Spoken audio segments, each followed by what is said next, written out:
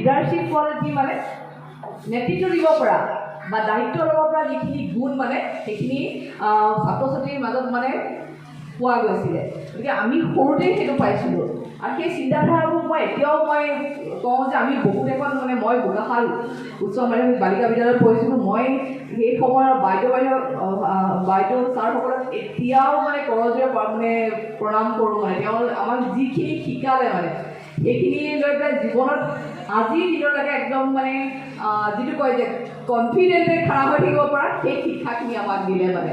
যিকোনো পৰিৱেশত চলিব পৰা সেইখিনি দিলে। গতিকে কাৰণ মই এইখন গাঁৱৰে বোৱাৰী, যেতিয়া মই বিচাৰিম মোৰ গাঁওখন চবতে জিলিকি থকা। আজিকালি যিবোৰ শুনিছোঁ মোৰ মনটো খুবেই বেয়া লাগে। মোৰ কৰিবলৈ ইচ্ছা আছে, খালি আপোনালোকে আমাক সুযোগ দিয়ক। এইখিনিতে ইয়াৰ পিছত আছে আয়তীসকলৰ কৰিম, যাতে আমি এইখিনি কথা হৃদয়ংগম কৰিব পাৰোঁ। আৰু মই আহি গৈছোঁ আজিৰ এই অনুষ্ঠানৰ দেওবৰীয়া চৰাইৰ লগত সংগতি ৰাখি এটা বৰ গৌৰৱৰ দিন। এই দিনটোৰ উপবিষ্ট থকা উচ্চতৰ মাধ্যমিক নুমলীগড় উচ্চতৰ মাধ্যমিক বিদ্যালয়ৰ মোৰ অতিকে শ্ৰদ্ধাভাজন ছাৰ, সভানেত্ৰী দুয়োগৰাকী তথা মোৰ সহকৰ্মী, মৰমৰ সহকৰ্মী অপূৰ্ব হাজৰিকা আৰু মোৰ বন্ধুবৰ দুইজন LICৰ বিষয়া আৰু ৰদুৱা প্ৰাথমিক বিদ্যালয়ৰ অন্তৰ্গত ৰাইজ, অতিকে মৰমৰ দেশৰ মানৱ সম্পদস্বৰূপ ছাত্ৰ ছাত্ৰীসকল, এটা সঁচাকৈ শুভ দিনত আমি সকলোৱে ইয়াতে উপবিষ্ট হৈ ধন্য হৈছোঁ। সেয়েহে জয়জতে কৃতজ্ঞতা জনাইছোঁ। মনত পৰিছে এটা দিনলৈ, মই প্ৰথমতে প্ৰাৰ্থনা ভাগ গাই লৈছোঁ। ব্ৰহ্মাদি কৰি জীৱ জগত ৰাম ৰাম ৰাম ৰাম ৰাম মায়াৰ হৈ যাবাজে আশ্ৰয় ঘুমতি যায়, তুমি হে চৈতন্য হৰাতৰ ৰাম ৰাম ৰাম ৰাম ৰাম আমি অচেতন নিয়োগ নাথ জগাই। এনেদৰে আমি বিদ্যালয়ত প্ৰাৰ্থনা কৰিছিলোঁ এসময়ত। তেতিয়া জনাই নাছিলোঁ আচলতে প্ৰাৰ্থনা গাব লাগে, শিকাইছিলে ছাৰ বাইদেউহঁতে, আমি গায়ে গৈছিলোঁ। এতিয়া কথা হ'ল কি, প্ৰাৰ্থনাটো এইকাৰণেই আজিৰ বিষয়বস্তুটো আনিলোঁ। এই বিশ্ব ব্ৰহ্মাণ্ডত ব্ৰহ্মাকে আদি কৰি সকলোবিলাকে এজনকেই প্ৰাৰ্থনা কৰে, যিজনে আমাৰ প্ৰত্যেকৰে হৃদয়ত আছে, যিজন নহ'লে আমি এনেকুৱা এটা বস্তুত পৰিণত হ'ম, জড় পদাৰ্থত থাকিম, যিজন প্ৰত্যেকৰে হৃদয়ত আছে। আমি অচেতন আছোঁ আৰু তেখেতে সচেতন কৰি দিব লাগিব, চৈতন্য ৰূপত নিব আমাক জগাই দিলে। সেইজনে আমাক জগাই তুলিছে কাৰণে আমি প্ৰত্যেকে ইয়াতে ঘূৰি আছোঁ, নহ'লেতো আমি জড় পদাৰ্থ। যেনেকৈ এতিয়া ব্লেকবৰ্ডখন ইয়াতে থিয় হৈ আছে, তেনেকৈ আমি আচলতে হৈ যাম, এটা মৰা হৈ যাম। তাৰমানে ভগৱন্তই যেতিয়াই প্ৰত্যেকৰ হৃদয়ৰ পৰা, সেয়েহে বিশ্ব ব্ৰহ্মাণ্ডত এইখন মায়াময় সংসাৰ, এই মায়াময় সংসাৰত আমি প্ৰত্যেকেই আহিছোঁ, আহি কিবা এটা নহয় কিবা এটা কৰি থৈ যাব লাগিব।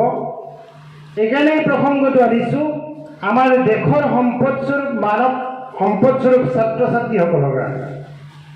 ছাত্ৰ ছাত্ৰীসকলে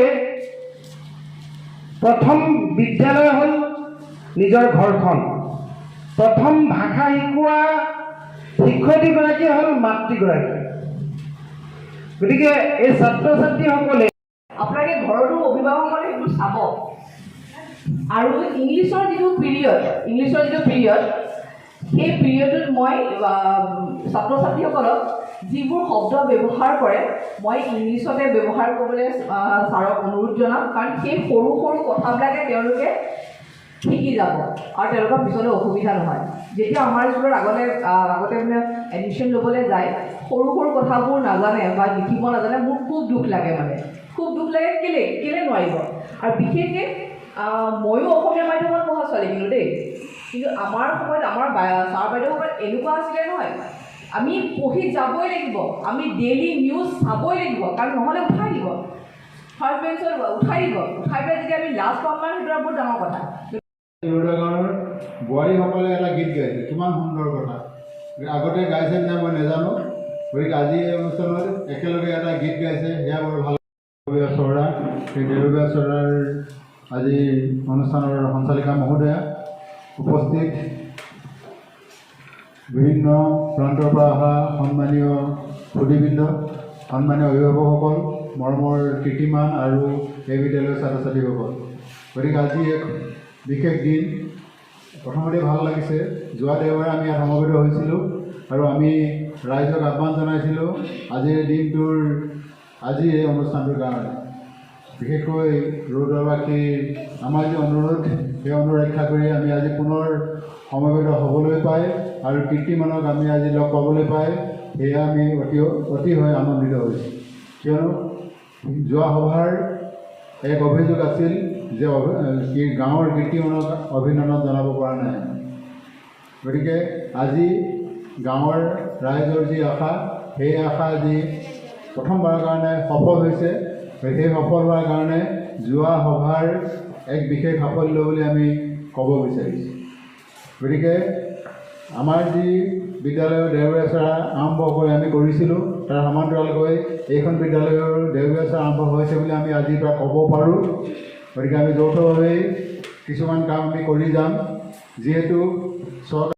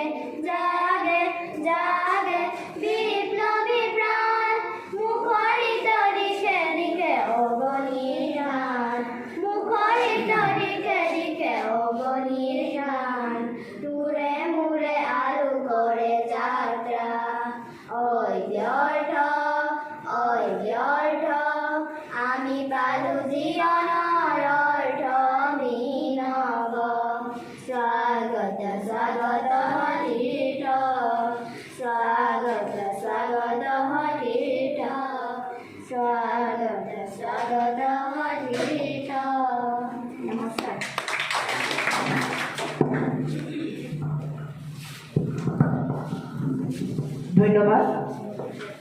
এইখিনি মই ছাত্ৰ ছাত্ৰীসকলক এটা কথা কওঁ, ইমান ধুনীয়াকৈ তোমালোকে গীতটো গালা আৰু গীতটো শব্দবিলাকৰো জটিল আছিলে নাই বাৰু? কিন্তু তোমালোকে ধুনীয়াকৈ মনত ৰাখিছানে? পঢ়া পয়েমটো কিন্তু ইমান পটককৈ মনত নাথাকে, হয় নাই? থাকে নাই বাৰু? নাথাকে। কেলৈ নাথাকে জানা? তাত তোমালোকে মনোযোগটো নিদিয়া। গানটোত খুব ভাল লাগিছেনে? ঠিক যেনেকৈ গানটো আজি ভাল লাগিলে মনত গালা, ঠিক তেনেকৈ পঢ়াবোৰ যদি তোমালোকে মানে এনজয় কৰা, মানে মনোযোগ দিয়া, ভাল পাবলৈ শিকা নহয়, চব তেনেকৈ মনত থাকি যাব। ইয়াৰ পিছতে আমাৰ কাৰ্যকৰ্তীসকল সকলোকে মোৰ আন্তৰিক শ্ৰদ্ধা জ্ঞাপন কৰিছোঁ। ভাল লাগিছে, সঁচাকৈ ভাল লাগিছে। দেওবৰীয়া চোৱাটো যেনেকৈ ধৰণে আৰম্ভ কৰিলোঁ, ইয়াৰ পিছৰ দেওবাৰে যে আমি এটা সফল ৰূপ দেখা পাব পাৰিছোঁ, সঁচাকৈ ভাল লাগিছে। মই ধন্যবাদ জনাইছোঁ ছাৰলৈ মই ধন্যবাদ জনাইছোঁ। আৰু ইয়াৰ স্থানীয় নয়নমণি চেতিয়া, আজি নয়নমণি চেতিয়াই মোক 5:30 বজাতে ফোন কৰিছে। মই ভয় খাই গ'লোঁ দেই, ফোনটো চাই পাই তাৰপিছতে ঘড়ী সময়টো চাইছোঁ 5:30 বাজিছে। তাৰমানে এইটো পৰাই গম পাই যে তেওঁ কিমান সতৰ্ক। মনটো ভালো লাগিছে, কিন্তু চকুটো আধা মেলাও আধা মুদিকে মানে চাইছোঁ, নয়নমণি চেতিয়া ফোন নম্বৰ ইমান ৰাতিপুৱা, তাৰপিছতে চাইছোঁ 5:30। তাৰমানে ভাবক কিমান তেওঁ মানে উৎসাহিত বা কিমান কৰিব বিচাৰিছে। আৰু আমি এই উৎসাহ দেখি ভাল পাইছোঁ, আৰু সদায় এনেকৈ আপোনালোকৰ মাজত এই উৎসাহটো আমি আগবঢ়াই নিম, এয়া আমাৰ ফালৰ পৰা কথা দিলোঁ।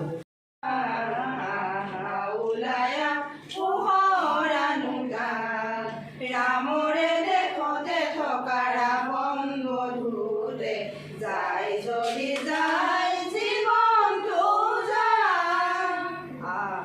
ওলায়া সজাগ জনতা, ওলায়া পোহৰ আনোতা। ৰামৰে দেখতে থকা ৰাৱণ বধূৰে যায় যদি যায় জীৱনটো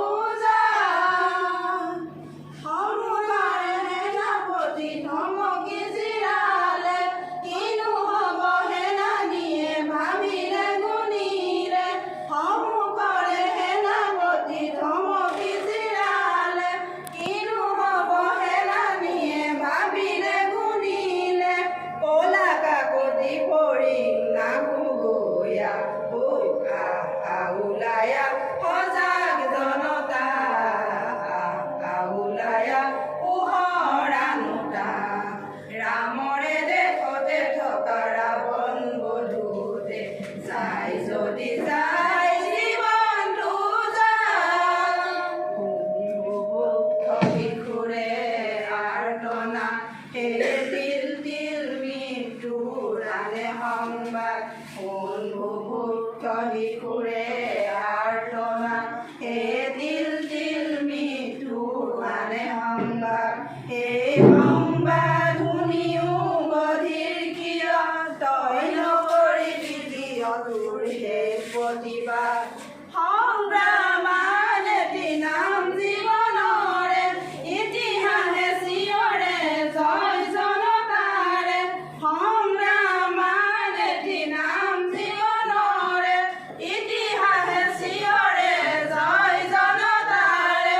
তাকেৰি দানৱকে বধূ গয়া ওলায়া সজাগ জনতা, ওলায়া পোহৰ আনোতা। ৰামৰে দেখতে থকা ৰাৱণ বধূৰে যায় যদি যায় জীৱনটো ধন্যবাদ ঘোষণা হৈছে। এইক্ষেত্ৰত এটা ঘোষণা আছে আমাৰ মাজত, যি দুজন LIC জীৱন বীমা নিগমৰ বিষয়া আছে